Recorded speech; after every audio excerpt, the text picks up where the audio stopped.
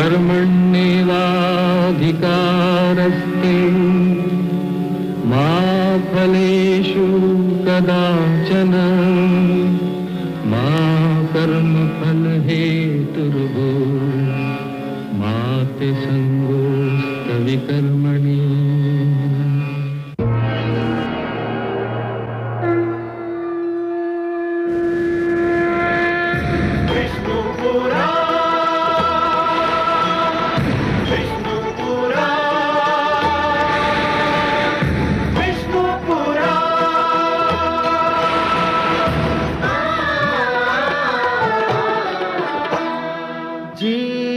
ज्ञान ब्रह्म ज्ञान अथ श्री विष्णु पुराण ओम की कथा महान जय श्री विष्णु पुराण विष्णु पुराण विष्णु पुराण विष्णु पुराण प्रगटे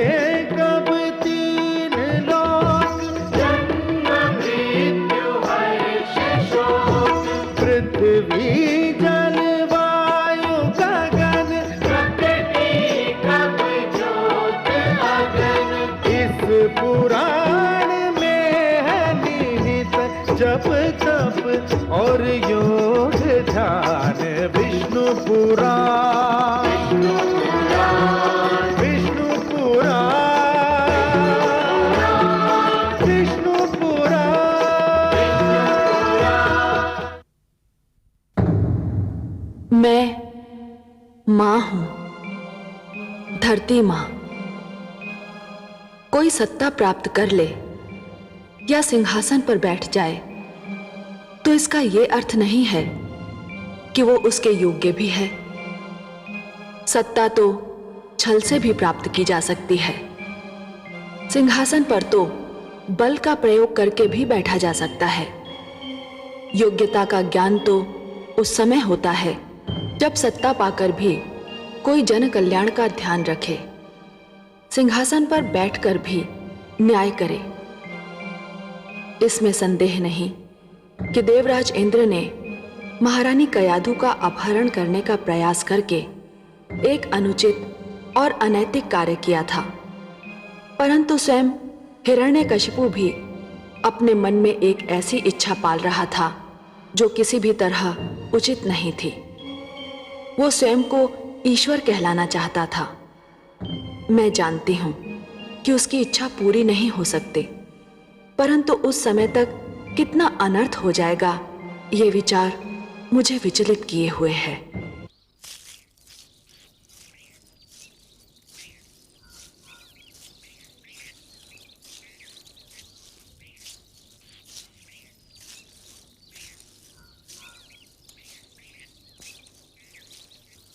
असुरराज, आप क्षण भर यहां प्रतीक्षा करें। मैं महारानी कयाधु को आपके आने की सूचना दे दूं।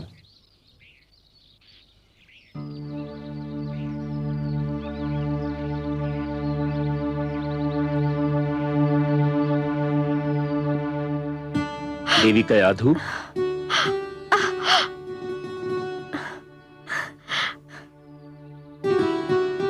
आप आ गए देवर्षि। मैं अकेली कब से घबरा रही थी।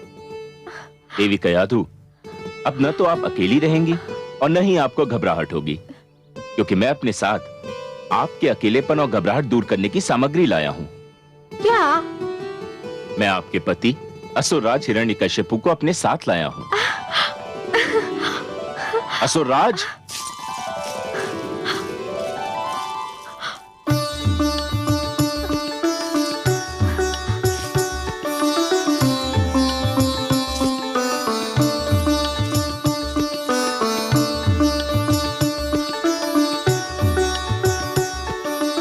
नारायण नारायण।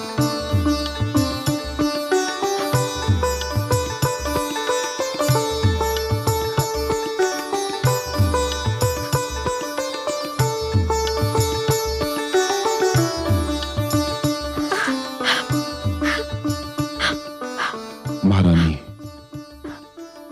कैसी हो?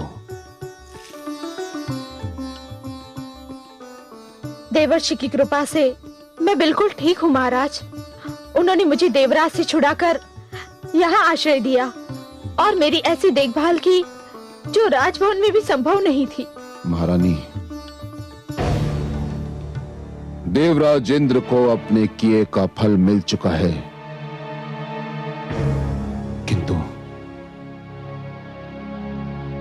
देवर्षि नारद के उपकार को चुकाना मेरे लिए कभी संभव नहीं होगा।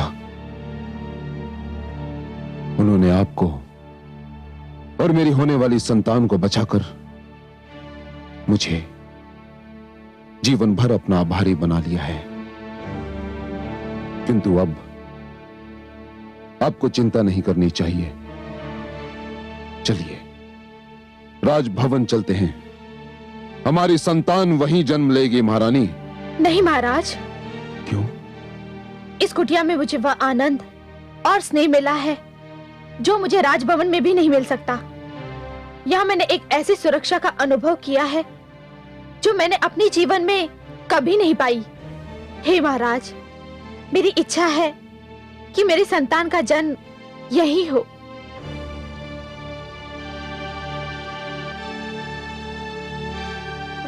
ठीक है, आपकी इच्छा के विरुद्ध मैं कोई भी कार्य नहीं करना चाहता महारानी। गर्भवती स्त्री को जहां भी आनंद मिले, संतान का जन्म वहीं होना चाहिए, मुझे कोई आपत्ति नहीं। मैं ये समाचार देवर्षि को सुनाता हूं। आप निश्चिंत होकर विश्राम करें। आइए।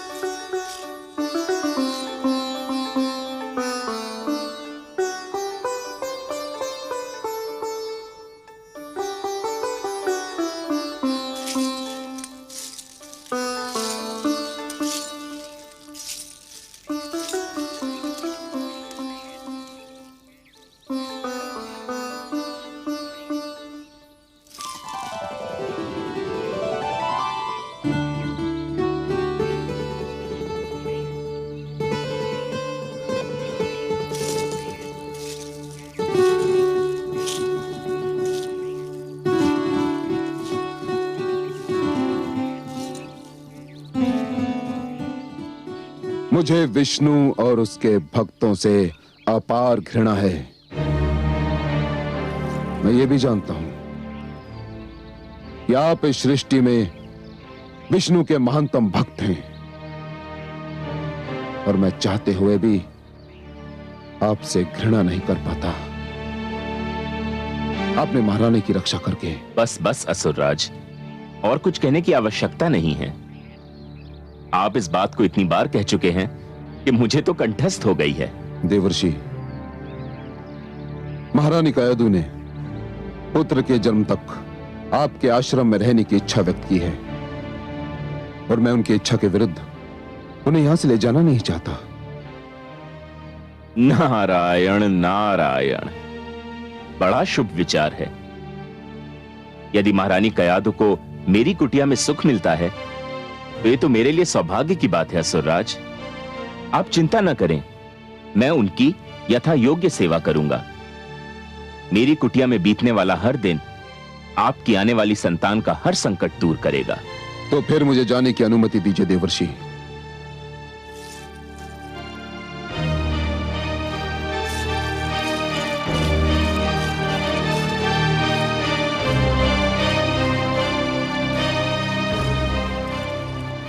हे नारायण, आपकी लीला भी अनुपम है। आपसे घृणा करने वाले को पता ही नहीं कि उसके अपने घर में आपका सबसे महान प्रेमी जन्म लेने वाला है। नारायण नारायण।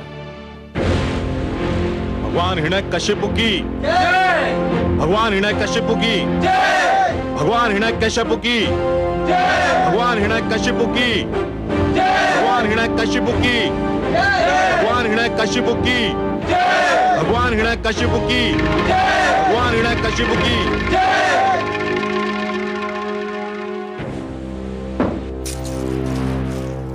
बधाई हो भगवान हिरण्यकशिपु। इंद्रासन पर बैठने के लिए बहुत बहुत बधाई हो।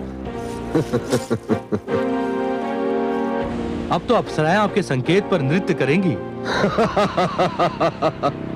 समस्त देवगण नतमस्तक होकर आपको नमस्कार करेंगे।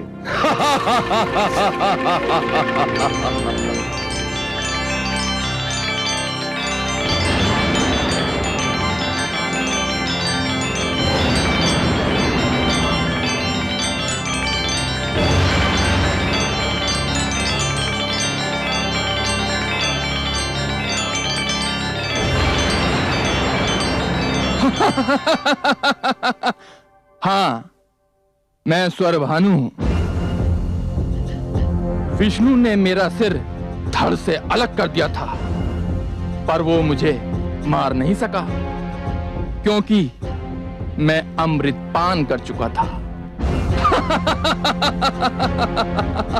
मेरा कटा हुआ सिर राहु बनकर और कटा हुआ धड़ केतु बनकर आज भी जीवित है और सदैव जीवित रहेगा। मेरी सभा में तुम्हारा स्वागत है स्वरभानु। धन्यवाद भगवान हिरण्यकशिपु, आपको कोटि कोटि धन्यवाद और कोटि कोटि बधाई भी। देवराज की तो वैसे कई बार पराजय हुई, पर उसकी जो पराजय आपके हाथों हुई है वो अपना कोई उदाहरण नहीं रखती है। ऐसी करारी पराजय तो दानवराज कालकेतु भी उसे नहीं दे पाए थे। अब विलंब क्यों कर रहे हैं? विजय समारोह आरंभ कीजिए। इंद्रलोक की सुंदर अप्सराओं से कहिए आपके सामने बधाई नृत्य प्रस्तुत करें। आज तो हर्ष का दिन है, उल्लास का दिन है। हाँ, अप्सराओं को सभागार में लाया जाए।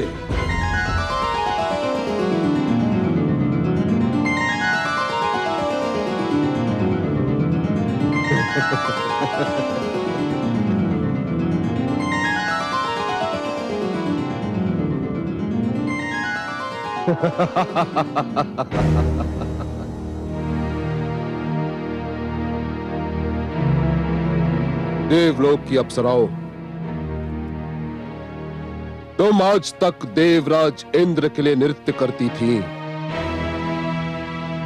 किंतु आज से तुम भगवान हिरण्यकशिपु के लिए नृत्य करोगी, क्योंकि यह सिंहासन अब मेरा हो चुका है और मेरा ही रहेगा। नृत्य प्रस्तुत करो, एक ऐसा सुंदर नृत्य जिसे देखकर मैं अपनी कठोर तपस्या की सारी थकान भूल जाऊं। नाचो, नाचो। धा धे कट धा, धे कट धा, धे कट धा, धे कट धा, धे कट धा, टिक टिक धा धा, टिक धा धा, टिक टिक धा। होनी होय बड़ी बलवान,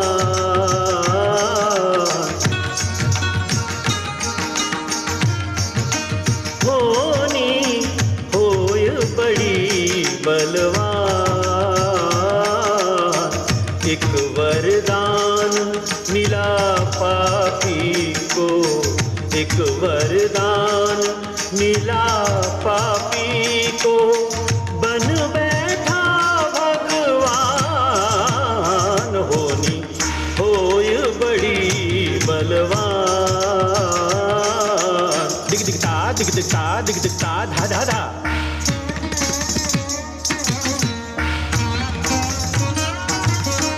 धाक तिग धेता ता धे देता, धा धाक तिग धे धेता धे देता।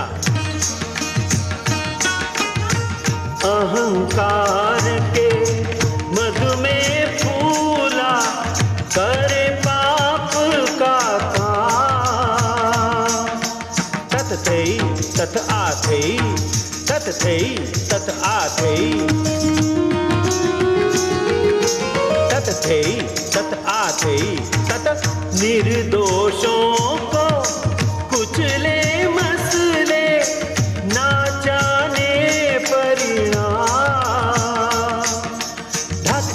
झटता दया धर्म का अर्थ न जाने, दया धर्म का अर्थ न जाने, ये ऐसा पाषाण होनी होय बड़ी बलवान।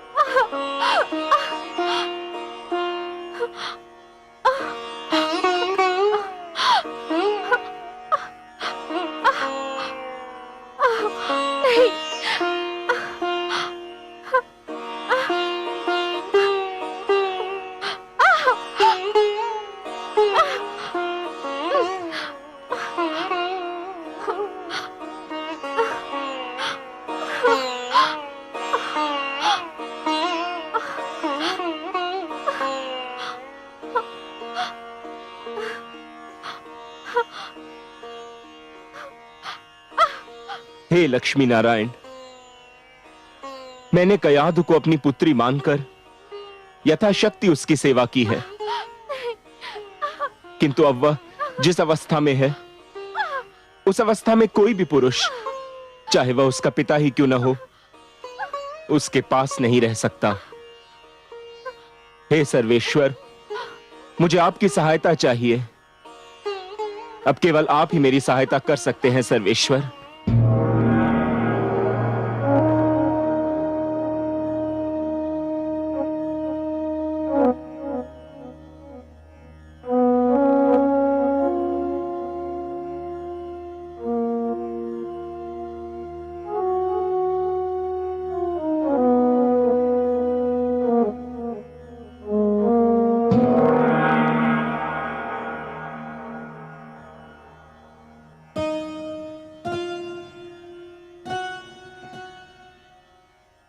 हे योग माया, आप देवर्षि के आश्रम में जाइए। महारानी कयाधु प्रसव पीड़ा की अवस्था में आ गई हैं। उनकी देखभाल का कार्यभार मैं आपको सौंपता हूं। जो आज्ञा त्रिलोकीनाथ।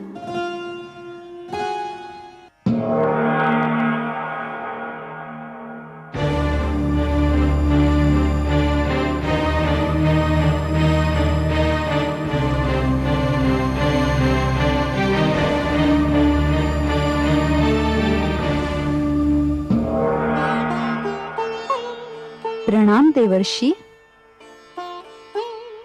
धन्य है देवी कि आप आ गईं। मेरे तो हाथ पांव फूल गए थे। आप चिंता न करें देवर्षि, मैं सब संभाल लूंगी।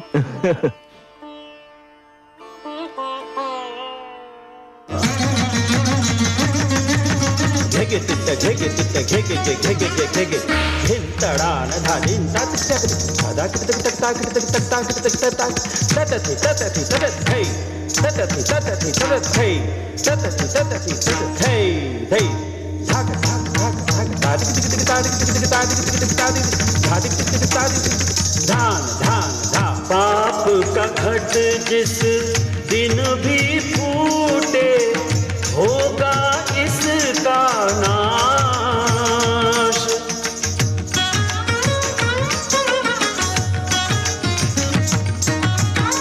लाख जतन कर ले कोई, पर टले न यम का पाश। सानिधा मपग गमनि पगमर निसा।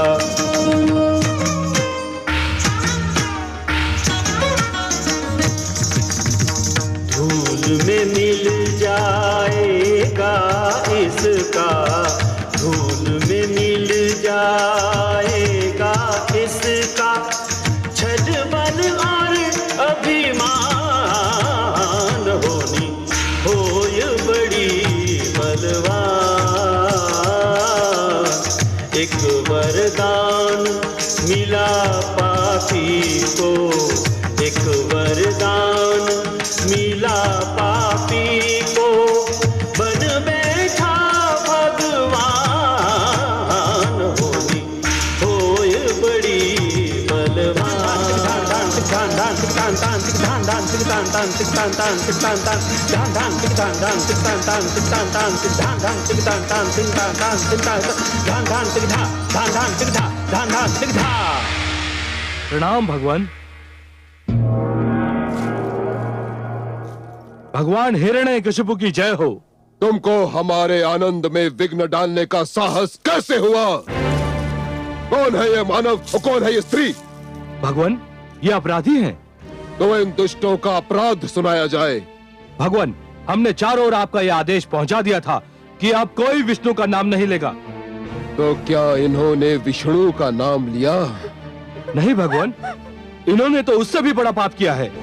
इन दोनों ने तो अपने इस नवजात पुत्र का नाम ही विष्णु रख दिया है। अपराध, जघन्य अपराध। कड़ा दंड मिलेगा इन्हें इस अपराध का, कड़ा दंड। दोस्ते क्या है भगवान? 2 टुकड़े कर दीजिए इस शिशु के। जन्म लेते ही विष्णु का नाम पाने का इससे कम दंड क्या हो सकता है? विष्णु पुत्र समाप्ति का इससे बढ़कर शुभारंभ और क्या हो सकता है? नहीं। तुम्हारा सुझाव हमें सुंदर लगा स्वर भानु। इसे ऐसा आतंक फैलेगा जिसे विष्णु के नाम लेवा सदा के लिए समाप्त हो जाएंगे। 2 टुकड़े कर दो इस शिशु के शरीर के, 2 टुकड़े कर दो। नहीं, असुर राज, आप मेरे टुकड़े कर दीजिए, लेकिन मेरे बच्चे को कुछ मत कीजिए। मेरे बच्चे को कुछ मत कीजिए।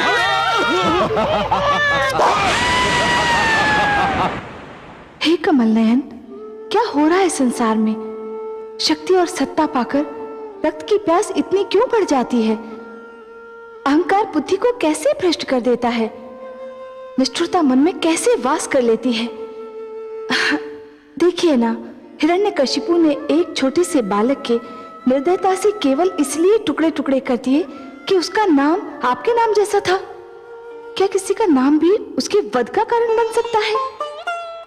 निस्संदेह ये क्रूरता है महादेवी, निस्संदेह ये क्रूरता है। ये केवल मानव पुत्र का नहीं वरन सभ्यता का वध है। पर हे महादेवी, स्मरण रखिए, जान लीजिए कि निर्दयता पतन का पहला चरण होती है और हिरण्यकशिपु अपने पतन की ओर बढ़ रहा है। जिस प्रकार दीपक की लौ बुझने से पहले भड़कती है, उसी प्रकार क्रूरता भी पतन से पहले पूरी शक्ति से उभर आती है। पर हे पद्मनाभ, कैसे होगा दुष्ट हिरण्यकशिपु का विनाश? उसने तो निर्ममता की सीमा लांघ ली है। हे महादेवी, जो सीमा लांघता है उसे तो यह ज्ञान ही नहीं होता कि सीमा के आगे कोई मार्ग ही नहीं है। निष्ठुरता की सीमा के आगे केवल पतन का द्वार खुला होता है। पर हे कमल नयन, अब कब होगा उसका पतन और कैसे होगा? महादेवी, हिरण्यकशिपु की क्रूरता उसके विरुद्ध घृणा की ज्वाला भड़काएगी। उसके अत्याचार मानव को उसके विरुद्ध एक होकर खड़ा होने पर विवश कर देंगे। रक्त की ये धारा केवल धरती को ही नहीं, स्वयं उसके घर को भी डुबो देगी। हे महादेवी, वो मूर्ख क्या जाने कि उसकी मृत्यु की सामग्री तो राजभवन में आ चुकी है। जिस पुत्र प्रहलाद को वो मेरा सबसे महान शत्रु बनाना चाहता है, वही प्रहलाद उसके अहंकार का सर्वनाश कर देगा।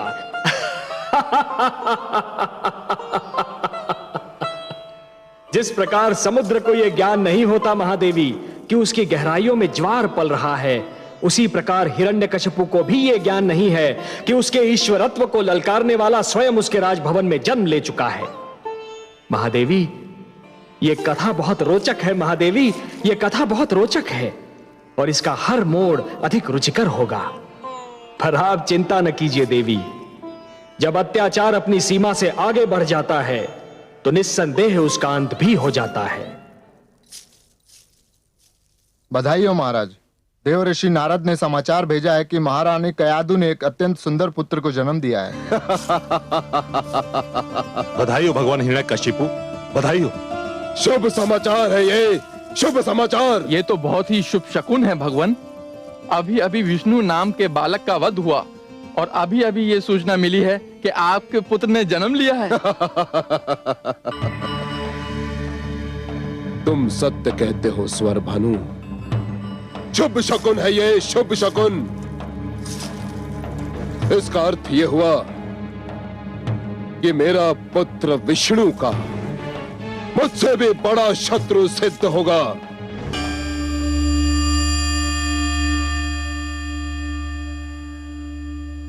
हे कमल नयन, अंधेरी रात्रि को उजाले का संदेश देने वाली सूर्य किरण सी आपकी मुस्कान, ये पतझड़ के अंत और वसंत ऋतु के आगमन की घोषणा करने वाले सुगंधित समीर की भांति आपकी मधुर मुस्कान खुला संकेत कर रही है कि सृष्टि में अवश्य कोई ऐसी घटना घटी है जिसने आपके मन को प्रसन्न कर दिया है। अहो महादेवी, अहो, हमारा कोई ऐसा संकेत नहीं जिसका भेद आप जान न पाए। हाँ देवी, एक बहुत सुंदर, एक बहुत अनुपम घटना घटी है। वो बालक जिसकी रक्षा के लिए आप चिंतित थीं, वो बालक जो एक नया इतिहास रचने वाला है, जन्म ले चुका है। कयाधु मां बन चुकी है। मैं अत्यंत प्रसन्न हूँ। मेरी कामना है कि कयाधु का ये पुत्र अत्यंत भाग्यशाली हो। वो भाग्यशाली होगा महादेवी, अत्यंत भाग्यशाली होगा। जिस प्रकार ध्रुव अपने दृढ़ निश्चय का इतिहास रच गया, उसी प्रकार ये बालक भी अपने दृढ़ विश्वास का इतिहास रचेगा। जिसे जन्म लेते ही देवर्षि नारद जैसे महान मार्गदर्शक की गोद मिल जाए, उसने तो नेत्र खोलते ही अपना मार्ग भी देख लिया और अपना लक्ष्य भी। हे त्रिलोकीनाथ, मुझे इस बालक के जन्म का हर्ष है, परंतु थोड़ी घबराहट भी हो रही है। घबराहट? घबराहट का क्या कारण महादेवी? उसका जन्म एक ऐसे राक्षसी प्रकृति के असुर के घर में हुआ है जो वास्तविकता जान लेने के उपरांत इस नन्हे बालक का बैरी बन जाएगा। ऐसे शक्तिशाली और अभिमानी का ये बालक सामना कैसे कर पाएगा? यही तो उसके दृढ़ विश्वास की परीक्षा होगी महादेवी। महादेवी, केवट का साहस शांत बहने वाली नदी में नौका खेने से सिद्ध नहीं होता। वो तो तब सिद्ध होता है जब केवट बिफरी हुई नदी के मझधार से नौका को सुरक्षित निकाल कर ले जाता है। एक दिए की क्षमता शांत वातावरण में जलते रहने से सिद्ध नहीं होती। वो तो तब सिद्ध होती है जब दिया अपनी लौ को आंधी में भी बुझने नहीं देता। उसी प्रकार इस बालक का दृढ़ विश्वास भी तभी सिद्ध होगा जब वो महान शक्तियों और प्रतिकूल वातावरण में भी जमा रहेगा। मैं तो मन से चाहती हूँ कि कयाधु का ये पुत्र हर पग पर सफलता पाए। अब आपने उसे आशीर्वाद दे दिया है, तब तो उसका विश्वास दृढ़ होना ही है।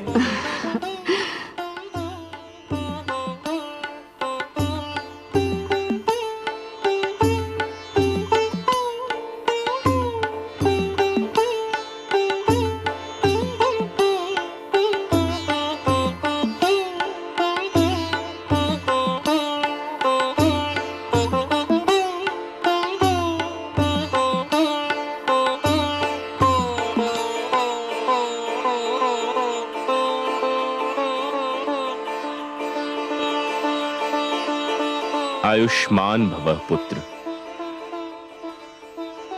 अपनी माता के गर्भ में मुझसे जो कुछ भी सुना था, सीखा था, वह स्मरण है कि भूल गए?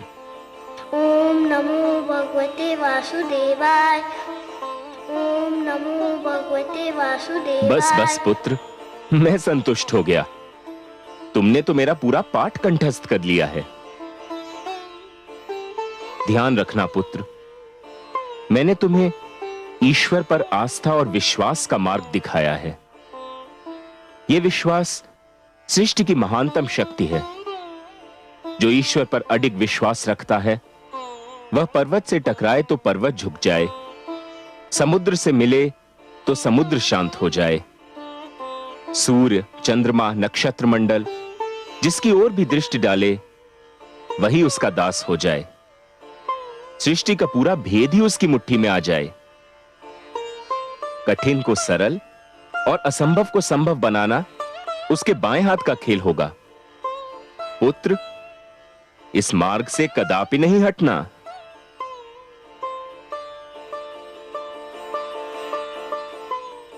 लीजिए देवी, इसे इसकी माता के पास पहुंचा दीजिए।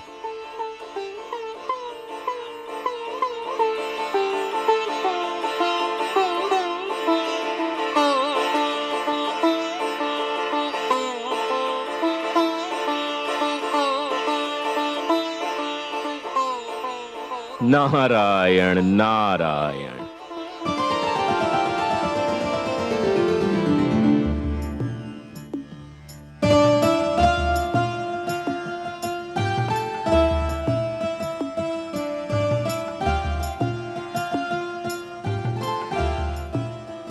देवर्षि, मेरा कार्य पूरा हो गया।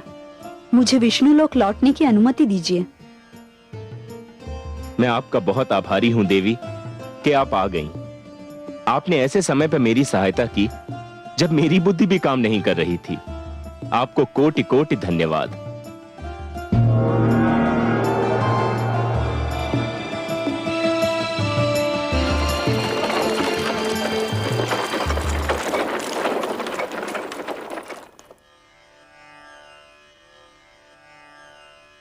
नारायण नारायण।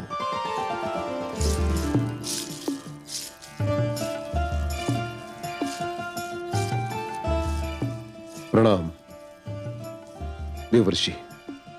जब से मैंने सुना है कि मेरे पुत्र का जन्म हुआ है, मैं उसे देखने के लिए व्याकुल हूं। कैसा है मेरा पुत्र? स्वयं चलकर देख लीजिए। आइए। चलिए देवर्षि।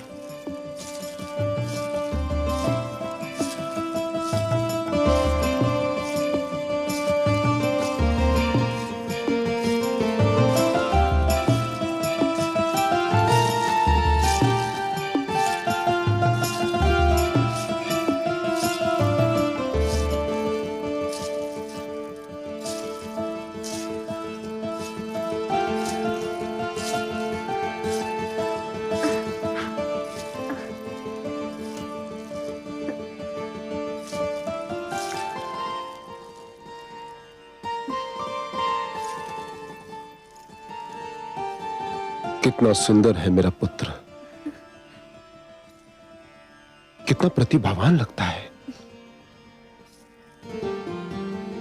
देवर्षि, इसके माथे से तो तेज की किरणें फूट रही हैं। कितनी मीठी है इसकी मुस्कान। उसकी आंखें सूर्य और चंद्रमा की भांति चमक रही हैं।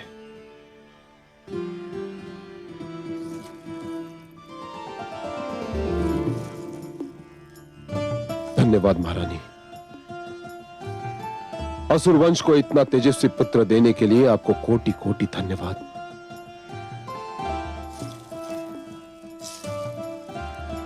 देवर्षि, आज यदि मेरा पुत्र सुरक्षित है तो केवल आपकी कृपा के कारण। असुरराज, मेरी कृपा आपको इसलिए लग रही है क्योंकि मैंने जो कुछ भी किया वो आपने देख लिया। आपके पुत्र पर तो धरती और आकाश से न जाने किस किस ने कृपा की है। आपने तो देख ही लिया कि इसके मुख पर कितना तेज है। देवर्षि, तीनों लोक में आपसे बड़ा ज्योतिष विद्या का ज्ञाता कोई नहीं। मेरी विनती है कि मेरे पुत्र का नामकरण आप ही करें। नारायण नारायण। असुरराज, आप पुत्र पाकर प्रसन्न हुए ना? प्रसन्न, अति प्रसन्न, हर्षित, अति हर्षित देवर्षि। तो जो अत्यंत प्रसन्नता देता है, असीम हर्ष प्रदान करता है, उसे प्रहलाद कहते हैं। असुरराज, मैं आपके पुत्र का नाम प्रहलाद रखता हूं क्योंकि ये आपके जीवन में प्रसन्नता और आह्लाद लेकर आया है। प्रहलाद।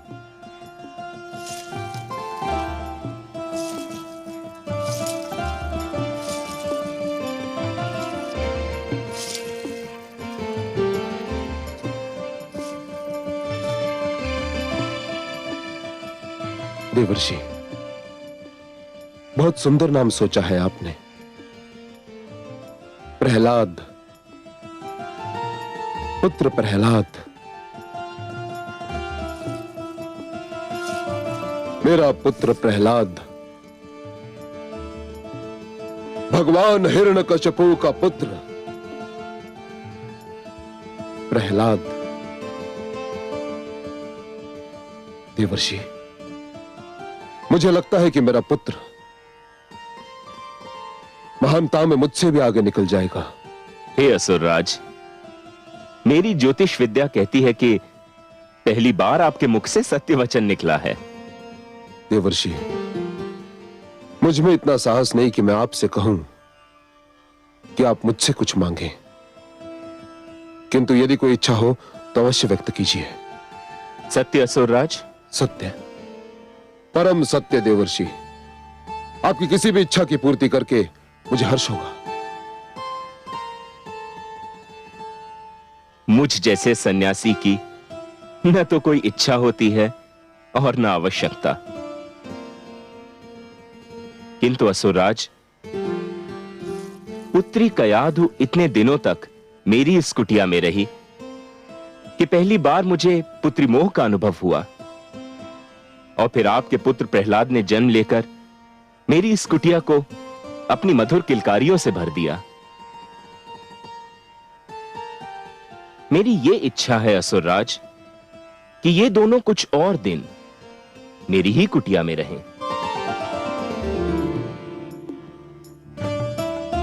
आपने तो मेरे मन की बात कह दी देवर्षि। मेरी भी इच्छा थी कि मैं और मेरा पुत्र आप ही के साथ रहें। मुझे तो देवर्षि की कुटिया स्वर्ग के समान लगती है। देवर्षि, मैं आपकी इच्छा की पूर्ति के लिए वचनबद्ध हूं। अपने पुत्र से दूर रहना मेरे लिए संभव नहीं, किंतु आपके उपकारों के आगे मैं नतमस्तक हूं। मैं पुत्र प्रहलाद और महारानी को यही छोड़ जाऊंगा, और आपको मुझे एक वचन देना होगा। कहिए असुरराज, क्या चाहते हैं आप? देवर्षि, मुझे विष्णु से घृणा है, अपार घृणा, और आप विष्णु भक्ति के लिए विख्यात हैं। मुझे वचन दीजिए कि आप मेरे पुत्र के सम्मुख विष्णु का नाम कभी नहीं लेंगे देवर्षि, कभी नहीं। मुझे वचन दीजिए। असुरराज, पुत्र कयाधु और दौहित्र प्रहलाद के लिए मैं कुछ भी त्याग कर सकता हूं। मैं आपको वचन देता हूं कि मैं सब कुछ कहूंगा, किंतु आपके पुत्र के सम्मुख विष्णु शब्द का उच्चारण नहीं करूंगा। सुंदर, अति सुंदर देवर्षि।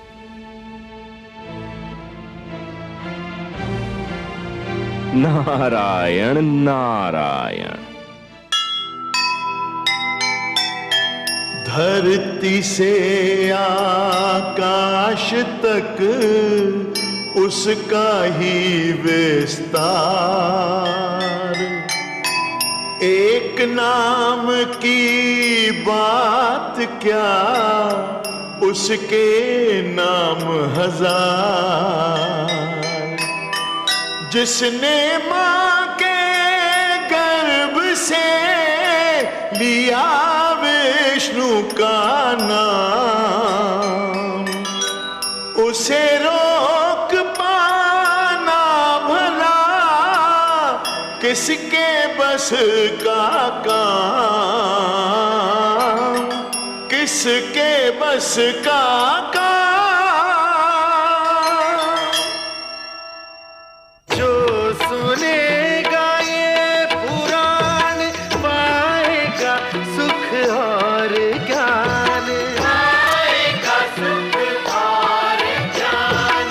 कर्म को ही धर्म जान, प्रेम की तू छेड़तान, प्रेम की तू छेड़तान। बीते युग बता रहे हैं, बीते युग बता रहे हैं, सत्य पथ पे चल सुझा